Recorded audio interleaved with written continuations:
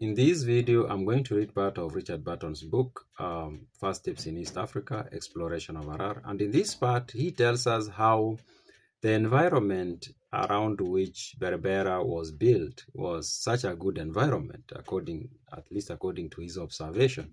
And he also tells us the reason why he thought that Berbera was on a very good location is because he had lived in Aden, and he compares Berbera and Aden, and he seems to suggest that Berbera was a way better place to live than Aden, because Aden, according to him, was a dry place. It wasn't a good place to stay. I don't know whether that is true. I don't know. I've never been to Aden. If you have, you can tell us what that is, and also if you've been to Berbera, you can tell us if actually in the comment section, that is, if actually his observation were accurate. This is what he says. It was with that astonishment that I reflected upon the impolicy of having preferred Aden to this place. The Emporium of East Africa, that is Berbera, has a salubrious climate, which means healthy, healthy climate, like good place to stay.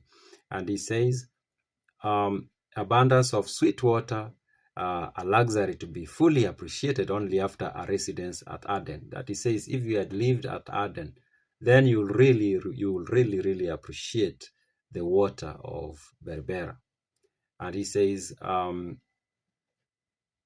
mild monsoon, the breeze, I guess, a fine open country, an excellent arbor, and a soil highly productive. So he says even the soil in Berbera was very good could produce.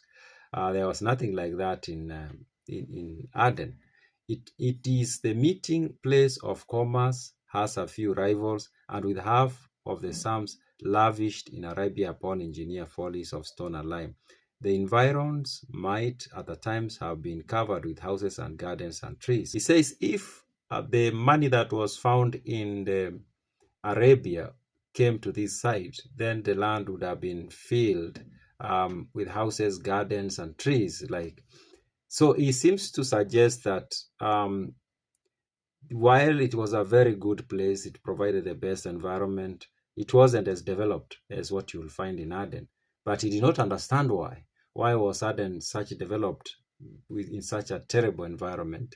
And then Berbera, which had the perfect environment and climate and soil, was not as developed as Aden. Of course, this again goes to show us or to tell us some of the other reasons besides the huge commerce that happened at the port. The other reasons why the British were so keen on taking control of Berbera. Of course, I've done a video discussing that. He goes on to talk about Aden as he compares the two. He says, the Eye of Yemen, to quote Khalil, is a mountain of misery towering sheer up like a bleak biscuit, with outlooks only into the desolation, sand, salt water, and despair. That's how he describes Aden. The camp is in a devil's patch ball. I don't know what that is, but doesn't sound like something good.